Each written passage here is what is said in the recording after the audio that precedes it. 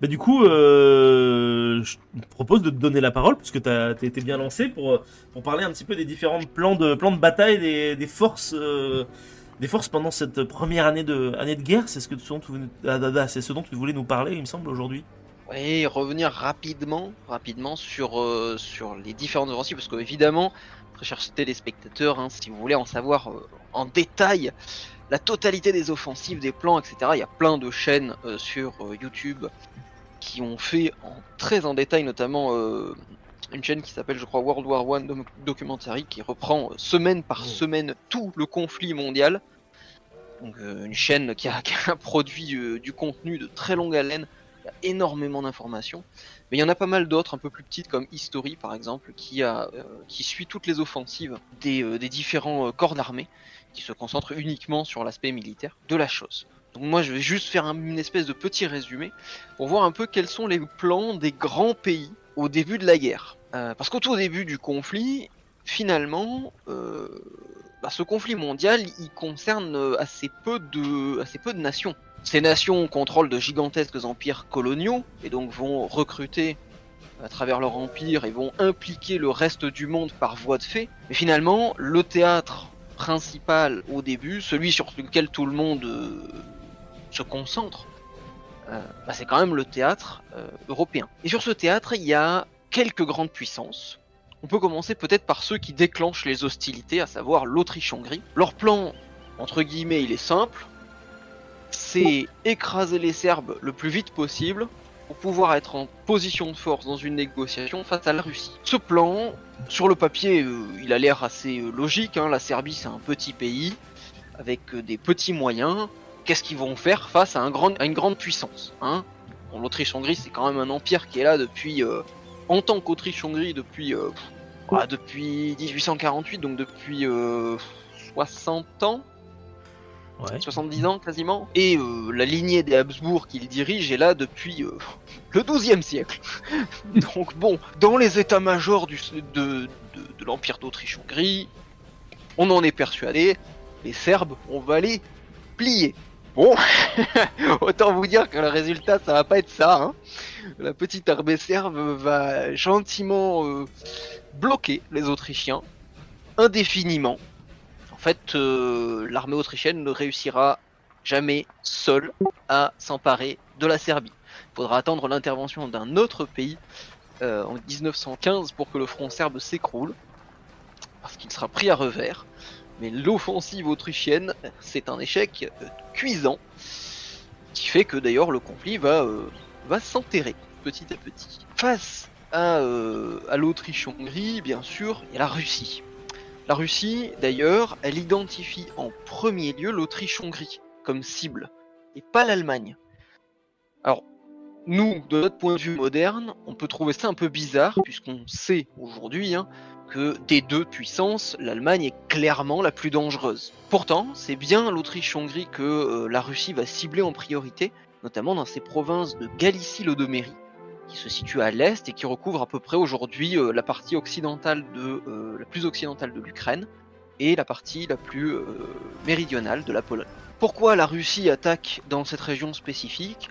Alors, plein de détails à rajouter, mais pour faire simple, elle a l'intention en fait de couper court elle aussi à la guerre en enfonçant les lignes austro-hongroises, en allant jusqu'à Budapest en Hongrie, ce qui ferait capituler tout le royaume de Hongrie, et donc mécaniquement entraînerait une défaite des puissances centrales.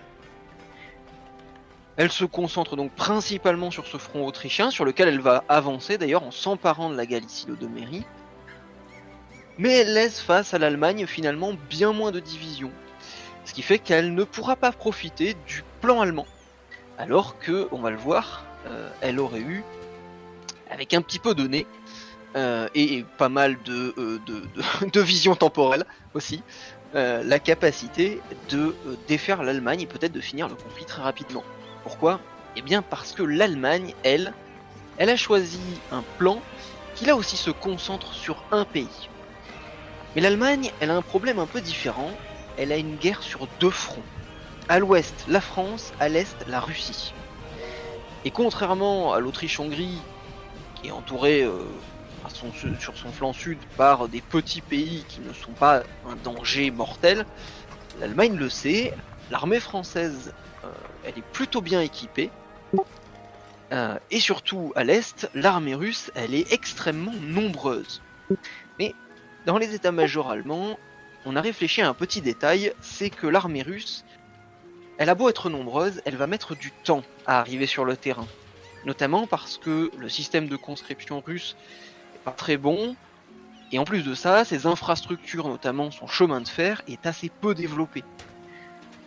Dans les états-majors allemands, on se dit que dans ces cas-là, le plus intelligent, ce serait peut-être donc de se débarrasser de la France le plus vite possible, avant de se tourner vers la Russie. Alors pourquoi dans ce sens-là et pas l'inverse ? Eh bien tout simplement parce que la Russie c'est un pays, vous le savez, qui est gigantesque et qui à l'époque est encore plus grand qu'aujourd'hui, puisque sa frontière la plus occidentale arrive en Pologne. Donc les Allemands se disent que malgré tout, si lancer une offensive vers la Russie tout de suite, en profitant de la lenteur de développement des troupes russes, eh bien en fait ils arriveront jamais à Moscou, ils arriveront jamais à atteindre toutes les grandes villes russes et à faire capituler la Russie avant que les autres puissances, notamment la France, en aient profité. Le petit souci dans ce plan-là, de prendre la France de vitesse et de se retourner contre la Russie un peu plus tard, eh bien c'est que la frontière franco-allemande est ultra fortifiée. On a tendance à penser toujours, quand on pense fortification à la frontière, à penser à la Seconde Guerre mondiale, la fameuse ligne Maginot, fortification infranchissable que les Allemands vont contourner par la Belgique. Bah devinez quel est le plan des Allemands durant la Première Guerre mondiale. Je vous le donne en mille. Bah c'est par la Belgique. Voilà, exactement. Les Allemands en fait ont bien anticipé que les défenses françaises le long de la Lorraine étaient beaucoup trop importantes. Et le seul moyen de passer outre, c'est de passer à côté. Et de passer en traversant la Belgique. Alors les Allemands, eux, ils y vont un peu la fleur au fusil, puisqu'ils se disent la Belgique est un petit pays, ils ont quasiment pas de soldats. Si on leur demande gentiment et en faisant les gros yeux de nous laisser passer, ils vont accepter. Et puis bon, s'ils acceptent pas, on leur roule dessus et puis c'est pas grave. C'est exactement ce que vont faire les Allemands. Ils vont d'abord faire les gros yeux, et puis au bout de quelques heures, comme ils se rendent compte que ça ne marche pas parce que les Belges sont persuadés que leur neutralité les protège, ils ont oublié qu'ils n'étaient pas suisses et qu'ils n'avaient pas des Alpes gigantesques pour leur servir de défense naturelle. Et bien les Allemands entrent en Belgique et contournent l'armée française, qui se retrouve quand même bien emmerdée, mais qui va réagir. Les Allemands, pourquoi est-ce qu'ils font ça ? Pourquoi est-ce qu'ils vont passer par la Belgique au risque même de faire rentrer en guerre le Royaume-Uni ? Risque qui d'ailleurs va s'avérer tout à fait exact. Bien l'objectif, c'est de prendre Paris. L'objectif principal du plan Schlieffen, puisque c'est son nom, c'est de foncer vers Paris et de décapiter l'État français. Ils vont effectivement s'enfoncer assez profondément sur le territoire français, mais malheureusement pour eux, et heureusement pour nous, ils ne vont pas arriver jusqu'à Paris. Alors il va y avoir plein de raisons, plusieurs batailles qui vont les ralentir petit à petit, l'entrée en guerre des Britanniques qui vont débarquer des troupes dans le nord, et le moment où ils vont se rendre compte qu'en fait leur ligne d'attaque c'est un grand couloir, et que si jamais l'entrée du couloir venait à être coupée, c'est entre 1 demi-million et 1 million de soldats qui se retrouveraient complètement encerclés en France. Ce qui n'est pas une super position stratégique. Les Allemands n'ayant pas réussi à prendre la France de vitesse, ils vont être obligés de se retirer légèrement vers le nord, et va commencer ce qu'on appelle alors la course vers la mer. Les armées de l'Entente et les armées allemandes vont se dépêcher le plus vite possible pour gagner la Manche et la mer du Nord, pour occuper le plus de terrain possible. Le dernier joueur dont on n'a pas parlé dans ce plan d'offensive, c'est la France, qui, de son côté, avait imaginé que les Allemands se concentreraient plutôt sur les Russes, notamment à cause de la masse de l'armée russe. L'armée française ayant misé sur une bonne vieille charge à travers la Rhénanie pour occuper le cœur industriel de l'Allemagne. Bon, alors ça, outre le fait que, vous l'aurez compris, ils se sont fait déborder par le plan allemand et qu'ils ont du coup été un petit peu obligés de compenser à la va-vite, Ça a une autre petite problématique, c'est qu'on l'a dit juste avant, la frontière elle est fortifiée. Entre les deux armées, l'Allemagne a une largement meilleure artillerie et elle a développé de bien meilleures mitrailleuses. Donc autant vous dire que si la France avait lancé son offensive dont le cœur de la charge se situait sur la baïonnette, oui, je ne déconne pas, l'armée française n'a pas changé en espace d'un siècle, depuis Waterloo jusqu'à 1914, elle se base entièrement sur la baïonnette. Allez savoir pourquoi. Alors que la France est l'un des premiers pays à avoir développé la mitrailleuse. Mais bon, on sait pas trop. L'armée en tout cas se base sur de grandes offensives, de grandes charges héroïques, qui vont provoquer d'ailleurs au début du conflit des pertes absolument stupides. Parce que bizarrement, quand on charge une mitrailleuse à la baïonnette, ça se finit pas bien. Comme quoi, les Français n'ont pas du tout étudié la guerre de sécession aux États-Unis, ni les autres conflits du 19e siècle. Il faut dire qu'ils étaient peut-être un petit peu trop occupés à essayer de blâmer des faux espions parce qu'ils n'avaient pas la bonne religion. Voilà, l'affaire dont nous ne parlerons pas ce soir pour ne pas fâcher nos auditeurs. Voilà. C'est basiquement les grands plans d'offensive des différents grands belligérants. Je mets pas le Royaume-Uni au démarrage, puisque le Royaume-Uni étant une île, ils sont pas menacés directement sur leur territoire. Leur Royal Navy les protégeant de toute attaque à ce niveau-là.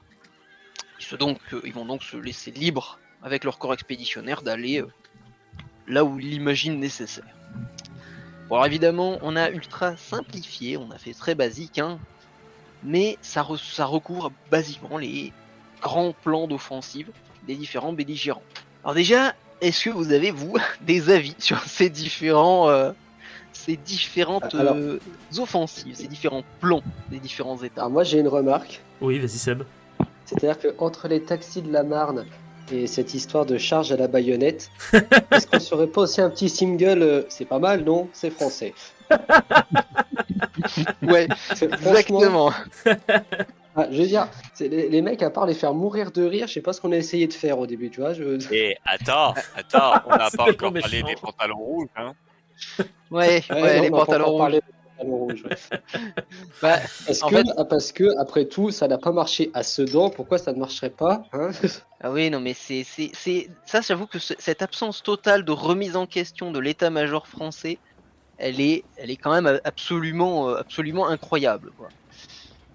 Mais ouais, après ça se lit, quand tu lis, même assez tardivement d'ailleurs dans le conflit, il y a vraiment une espèce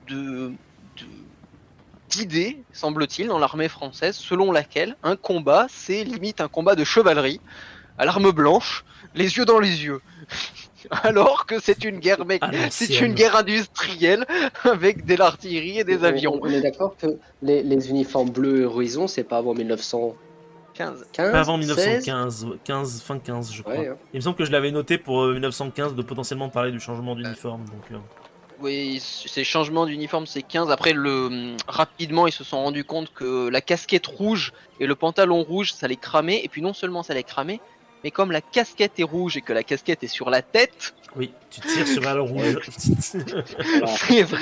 c'est un carton plein, quoi. Non, mais alors, ce qu'il y a de bien en plus, c'est que ça simplifie le travail des sergents instructeurs en face. Parce que tu tires sur le truc rouge. Tu sais, il n'y a même pas besoin, les mecs, leur faire travailler la précision, quoi que ce soit. C'est rouge, tu tires. C'est assez terrible, parce que c'est fou de se dire que dans le même temps, là où les mitrailleuses allemandes vont être...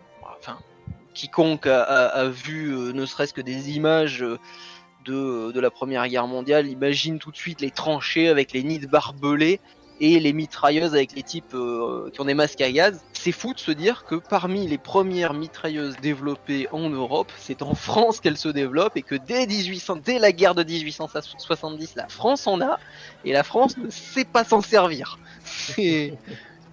Non, et les généraux les placent avec l'artillerie.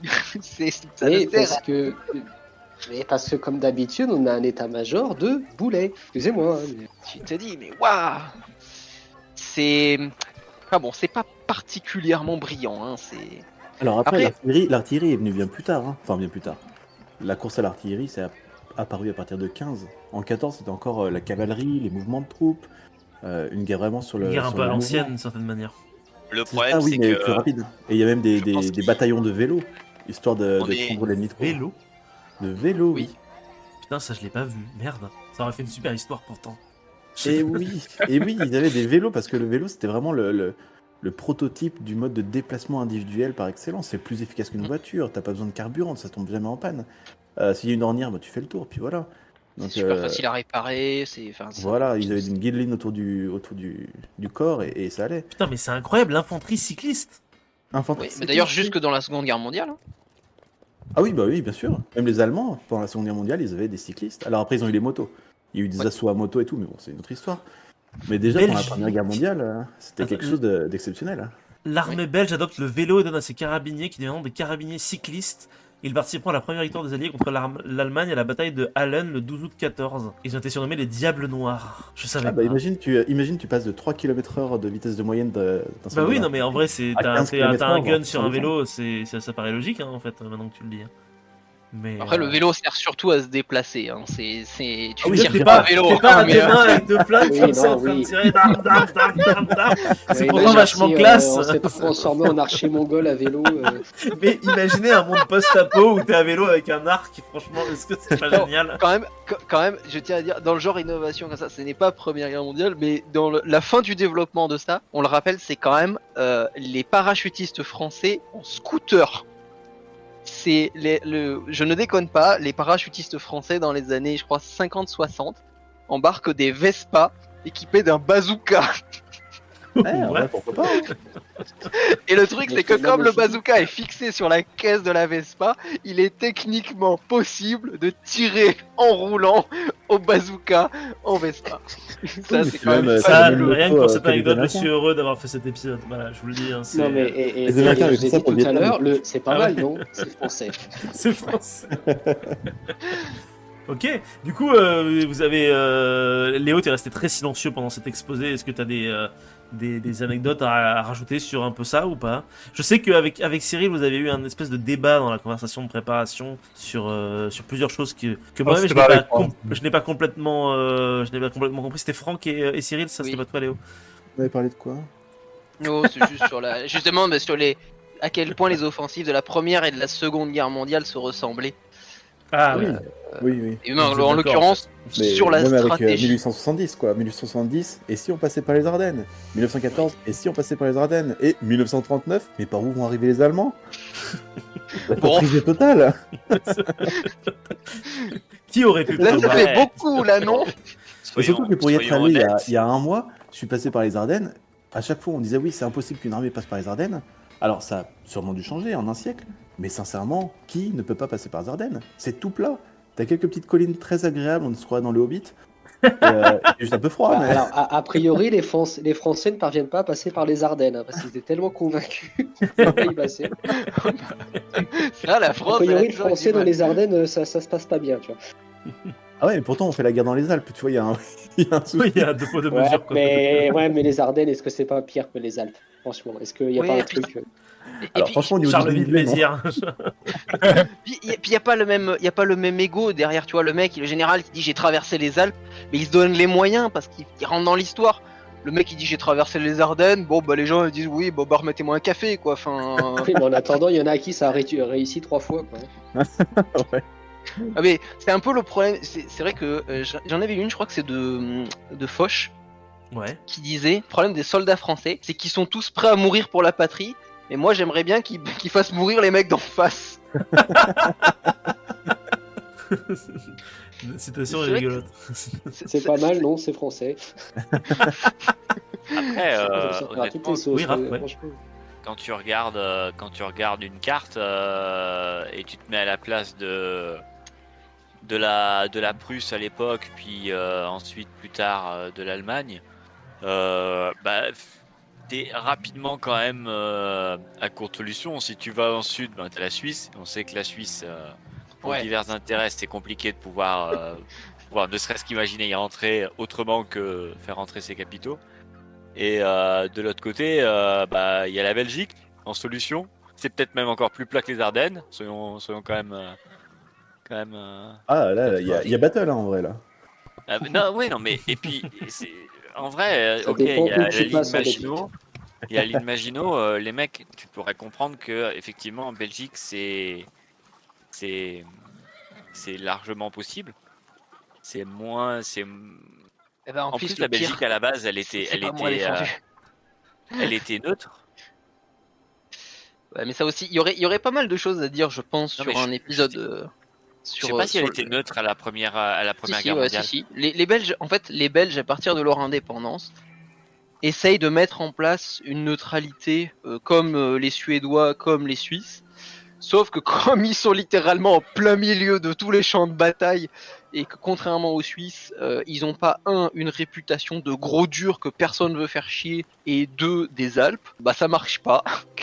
Si les Belges sont d'ailleurs c'est l'une des bêtises.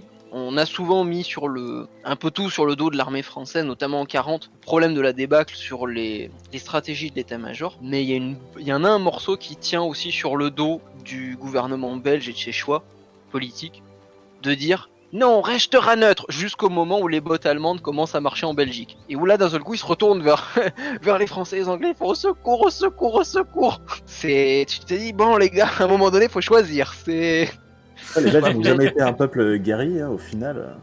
Ils ont pas ce vertu-là. Alors que c'est vrai que nous, on a toujours eu des monuments, on a toujours un idéal chevaleresque, le franc, celui qui part en croisade pour le bien, pour la liberté, pour le Seigneur, etc. Les Belges, tu vas pour les frites, pour tout ça, quoi. Pour la bière, pour les gaufres, mais tu vas pas pour la mais bière, tous nos quoi. auditeurs belges vont nous mettre des dislikes, Cyril, que fais-tu? Bah, à la limite, là-dessus, les gars. il faudrait La remonter vérité, dans le ça fait temps. mal. Il faudrait remonter dans le temps et leur dire si jamais vous y allez à fond et vous vous battez comme des bêtes, vous gagnerez une coupe du monde.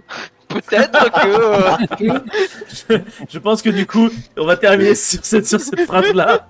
Le dernier auditeur belge est parti. Si ce petit instant passé en notre compagnie vous a plu et que vous avez envie d'en passer d'autres avec nous, eh bien n'hésitez pas à vous abonner, mettre un petit pouce bleu, partager la vidéo ou encore nous suivre sur les réseaux sociaux.